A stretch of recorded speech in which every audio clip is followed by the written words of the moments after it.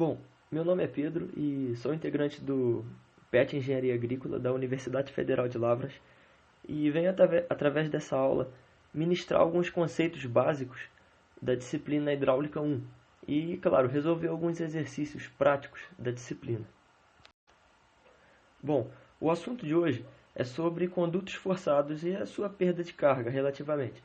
Bom, denomina-se conduto forçado toda aquela tubulação que sofre algum tipo de pressão, onde um líquido escoa sobre uma determinada pressão, que é diferente da pressão atmosférica, dentro do conduto. Geralmente, esses condutos são fechados e o líquido que escoa enche-o completamente, ou seja, por um todo. Eles são geralmente de forma circular, mas em alguns casos eles podem ter outras formas de dimensão. Falando um pouco de perda de carga, basicamente ela é uma perda de energia que ocorre dentro dessa tubulação. Ela consiste numa resistência oferecida a um escoamento de um determinado fluxo, e isso acontece porque esse fluxo possui uma viscosidade tal que entra em contato com as rugosidades presentes dentro da tubulação, seja do material ou seja por acessórios, como por exemplo joelhos, registros, luvas, curvas e determinadas peças. E essa perda de carga ela pode ser contínua, ou seja, ocorre ao longo de toda a tubulação, ou ela pode ser localizada, que ela ocorre especificamente em peças, em acessórios, como eu citei acima, joelhos, registros e outros acessórios. Para a gente entender a origem desse fator F, coeficiente de atrito, na formulação, a gente precisa voltar um pouco e estudar sobre a experiência de Reynolds, que basicamente ela classifica os escoamentos em laminar, em turbulento liso ou em turbulento. E através de algumas formulações bem específicas, é possível determinar esse fator F. Para cada valor do número de Reynolds, ou seja, um limite estabelecido pelas formulações, a gente utiliza uma diferente fórmula para o coeficiente de atrito. E isso certamente gera um grande trabalho numérico e também computacional, porque as equações não são muito simples. Uma maneira bem prática para a gente descobrir o valor do coeficiente de atrito, o fator F, comumente conhecido, é através do uso do diagrama de Moody. Bom, e esse diagrama ele serve para a gente basicamente determinar esse valor para qualquer tipo de escoamento, fluido ou rugosidade da tubulação. E para sua utilização, são necessários o conhecimento do tipo de escoamento e isso pode ser determinado através do número de Reynolds e da rugosidade relativa. Analisando o diagrama, no eixo X, a gente encontra o número de Reynolds, os valores pré-estabelecidos. E na coluna da direita, no eixo Y, a gente pode encontrar a rugosidade relativa, ou seja, que é a rugosidade absoluta, que é um valor tabelado de acordo com o material, dividido pelo diâmetro da sua tubulação. E ligando os pontos, certamente a gente pode determinar de forma simples e visual o fator de atrito, olhando na coluna da esquerda, que é um valor aproximado, mas que geralmente ele satisfaz os cálculos. Para ficar um pouco mais simples, a gente pode resolver esse primeiro exemplo, que diz o seguinte: determine a perda de carga, sabendo que a vazão é de 221,76 metros cúbicos por hora, o comprimento da tubulação é de 100 metros e o diâmetro é de 200 milímetros. Bom, a tubulação é de ferro fundido, com rugosidade absoluta de 0,25 milímetros, e a viscosidade cinética da água é de 10 a menos 6 metros ao quadrado por segundo. O primeiro passo é a gente determinar a velocidade em metros por segundo. Já que a vazão está em metro cúbico por hora, a gente tem que dividir por 3.600, porque uma hora contém 3.600 segundos. E o diâmetro da tubulação, como a gente vê, está em milímetro, né? E dividindo por 1.000 a gente chega ao valor de 0,2 metros. Aplicando na formulação, a gente encontra o valor de 1,96 metros por segundo. E com essa velocidade a gente pode aplicar na formulação de Reynolds, onde você multiplica a velocidade, 1,96 metros por segundo, vezes o diâmetro em metro, igual a 0,2, dividido pela viscosidade cinética da água.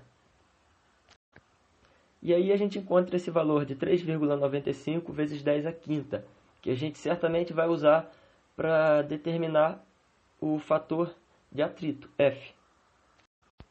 O primeiro passo para a gente achar o fator de atrito é observar a coluna da direita e realizar essa simples divisão, que você divide a rugosidade absoluta pelo diâmetro da tubulação, que no nosso caso seria 0,25 dividido por 200. E observando o número de Reynolds no eixo das abscissas, a gente pode perceber que o valor é de 3,92 vezes 10 à quinta, onde, simbolizado no gráfico, mostra mais ou menos a região em que a gente se encontra. Se a gente traçar uma linha reta na coluna da esquerda, você vai observar que o valor de F é de 0,021. E aí a gente pode determinar, posteriormente, a nossa perda de carga. Para determinar essa perda de carga, a gente utiliza a equação de Darcy, a universal, onde esse fator é multiplicado pelo comprimento da tubulação vezes a velocidade ao quadrado, dividido pelo diâmetro, multiplicado por 2 vezes a aceleração da gravidade. E como a gente pode ver, as unidades estão em metro e então fica fácil da gente achar esse valor de perda de carga, que deu 2 metros coluna de água. Outra forma importante de determinação dessa perda de carga é através da equação de Hazen-Williams, que ela é satisfatória e pode ser aplicada a qualquer tipo de conduto e material. A sua faixa de aplicação, ou seja, é possível você utilizar essa equação quando o seu diâmetro da tubulação está entre 50 e 300 milímetros e a sua velocidade ela é máxima até um certo ponto de 3 metros por segundo. Seguindo esses conceitos, você pode usar essa equação sem nenhum tipo de dúvida, porque ela traz um valor muito aproximado e diversos experimentos foram realizados para chegar a esses coeficientes da equação. A gente nota de diferente nessa equação um valor C, que é chamado de coeficiente de Hazen-Williams. É um valor tabelado e está em função do tipo de material utilizado. Então, a gente pode resolver outro exemplo bem prático da aplicação dessa fórmula. Determine o diâmetro da tubulação, sabendo que a vazão é de 42,12 metros cúbicos por hora, sendo que o comprimento dessa tubulação é de 100 metros e a tubulação é de PVC, com o valor C tabelado de 150 e uma perda de carga admissível de 2 metros coluna de água, ou seja, a sua perda de carga deve ser no máximo de 2 MCA. Então, para esse valor de 2 MCA, a gente precisa determinar um determinado diâmetro para a nossa tubulação, para a gente não sofrer nenhum tipo de dano ou ter uma perda de carga elevada. Então, substituindo na formulação, a gente tem que ficar atento, porque a vazão que ele deu para a gente está em metros cúbicos por hora. E, novamente, a gente precisa dividir por 3.600, porque uma hora contém 3.600 segundos. E esse diâmetro resultante da fórmula vai sair em metros. E aí, de forma simples, a gente multiplica por 1.000 e chega no valor em milímetros. Lembrando que você pode substituir diretamente 2 MCA como se fosse 2 metros coluna de água. As unidades elas convergem, é praticamente a mesma coisa. Bom, o resultado do nosso exercício, se você calcular passo a passo, você encontra 99 milímetros. E não existem tubulações de 99 milímetros, com diâmetro interno de 99 milímetros. Então a gente tem que procurar um valor próximo, que o mais próximo encontrado foi o diâmetro comercial de 100 milímetros. Falando um pouco de perda de carga localizada, ou seja, aquela que acontece especificamente em algumas peças, a gente pode trabalhar com algumas definições. Na prática, uma canalização não é constituída sempre ou exclusivamente de tubos retilíneos e de mesmo diâmetro. As canalizações apresentam peças especiais, como válvulas, registros, medidores de vazões e algumas conexões, por exemplo, reduções, curvas, cotovelos e ampliações, que devido à sua forma geométrica e à disposição delas na tubulação, elas podem elevar a turbulência do fluido, resultando numa perda de carga maior ainda. E essas perdas de carga são denominadas localizadas, acidentais ou singulares, pelo fato de decorrerem especificamente em pontos isolados ou em partes da determinada tubulação, ao contrário do que ocorre em perda de carga ao longo de todo o conduto. Basicamente, ela ocorre em um determinado lugar e elas muitas vezes são mais críticas do que a perda de carga contínua ao longo de toda a tubulação. O método dos coeficientes ele é basicamente embasado no coeficiente empírico, simbolizado pela letra K. E esse coeficiente ele tem ligação com o número de Reynolds, maior que 50.000. Então, facilmente a gente encontra esse valor K na literatura, através de tabelas e subdividindo as categorias de cada peça, como bocais, curvas de 45 graus, curvas de 90 graus, registros, reduções e assim em diante. Então, para cada valor de K, a gente tem uma peça diferente.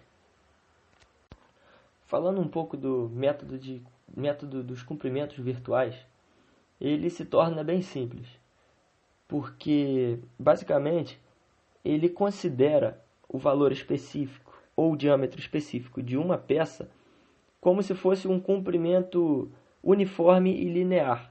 Ou seja, o método consiste em basicamente adicionar ao comprimento real, ao comprimento que você já tem da sua tubulação, um comprimento extra, que a gente pode chamar de comprimento equivalente, que corresponde ao mesmo valor de perda de carga que seria causado pelas peças especiais que a gente introduz na nossa tubulação. De forma sucinta, cada peça ou singularidade da nossa tubulação, como registro ou cotovelo de 90 graus ou uma válvula de pé de crivo, cada peça dessa equivale a um certo comprimento que é fictício, e esse comprimento é adicionado além do comprimento original do tubo, e isso recebe o nome de comprimento equivalente. Como você pode observar na figura, o comprimento da tubulação original é de 10 metros. E o comprimento fictício desse registro instalado na parte superior equivale a 5 metros de perda de carga. Então, esse valor simbólico é adicionado ao comprimento original. Então, no final das suas contas, na hora de você aplica o valor de L igual a 15 metros. Você soma todos os valores das peças. E aí você resolve toda aquela problemática. Você evita determinar o valor K para cada peça específica. Vamos então resolver esse exemplo, que a princípio parece um pouco complexo, mas logo você vai perceber que é bem tranquilo. Uma estação de bombeamento eleva 144 metros cúbicos de água por hora para um reservatório de acumulação, através de uma tubulação de ferro fundido, com C igual a 130, com 2.000 metros de comprimento e 200 milímetros de diâmetro. Determine a perda de carga total, ou seja, a contínua e a localizada, utilizando ambos os métodos para a determinação da perda de carga localizada.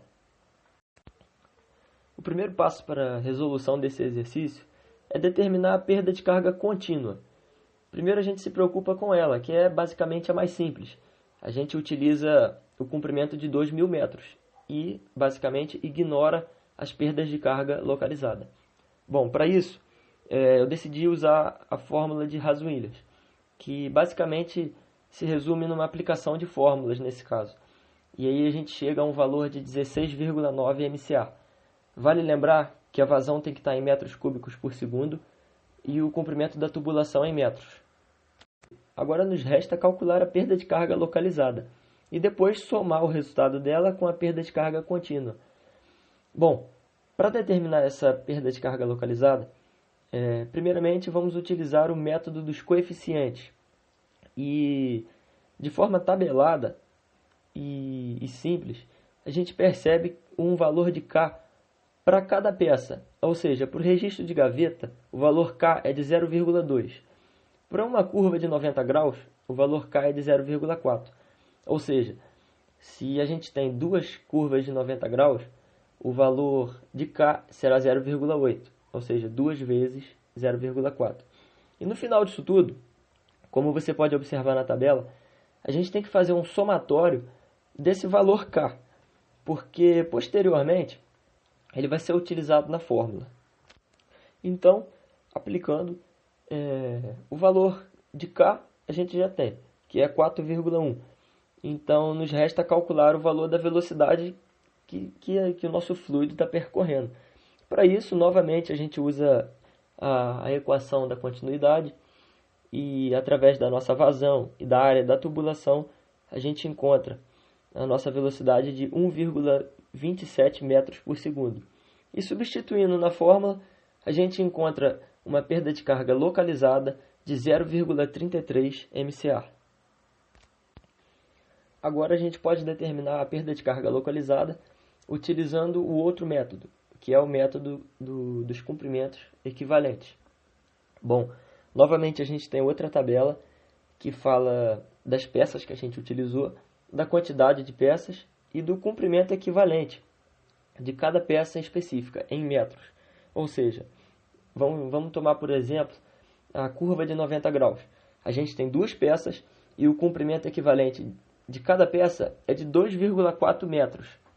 Ou seja, a representação dela na prática, de forma uniforme, é de 2,4 metros. E no total a gente acha 4,8, porque são duas curvas de 90 graus. Da mesma forma anterior, a gente faz um somatório no final e acaba encontrando 26,7 metros, que simbolizam um comprimento virtual, um comprimento imaginário. E esse comprimento imaginário pode ser lançado na fórmula de Haas-Williams, como você pode observar, e através dessa formulação a gente pode determinar a perda de carga localizada através do método do comprimento equivalente, que resultou em 0,23. Você pode perceber que é um valor bem próximo do anterior. Para concluir nosso exercício, ele pediu a perda de carga total, né? Que se resume no somatório da perda de carga contínua mais a localizada. Pelo método dos coeficientes, a gente soma a perda de carga contínua, que é no valor de 16,91, mais o valor da perda de carga localizada, que é 0,33 MCA. E isso resulta em 17,24. Pelo método do comprimento equivalente, não se torna nada diferente. A única coisa que a gente tem que somar é a perda de carga localizada através do método do comprimento equivalente, que no nosso caso foi 0,23. Um pouco diferente do valor acima, mas bem próximo. E aí, concluindo o nosso exercício, a gente percebe que o resultado final, através dos dois métodos, é bem parecido e converge para uma solução que a gente entende como correta, no caso desse exercício. Bom, espero que com essa pequena videoaula básica e simples, eu venha ter ajudado alguns alunos ou estudantes de universidades federais e também aqueles que estão pesquisando ou buscando novas formas de conhecimento. Eu espero que tenha ajudado. Meu nome é Pedro da Silva Brasil, faço parte do grupo PET Engenharia Agrícola e em nome de todo o grupo eu venho agradecer a sua visualização e toda a sua dedicação em adquirir novo conhecimento. O grupo PET Engenharia Agrícola agradece todas as visualizações e se você quiser pode compartilhar com um amigo seu que está passando algum tipo de sufoco ou dificuldade na universidade. E é isso, galera. Muito obrigado e fiquem com Deus.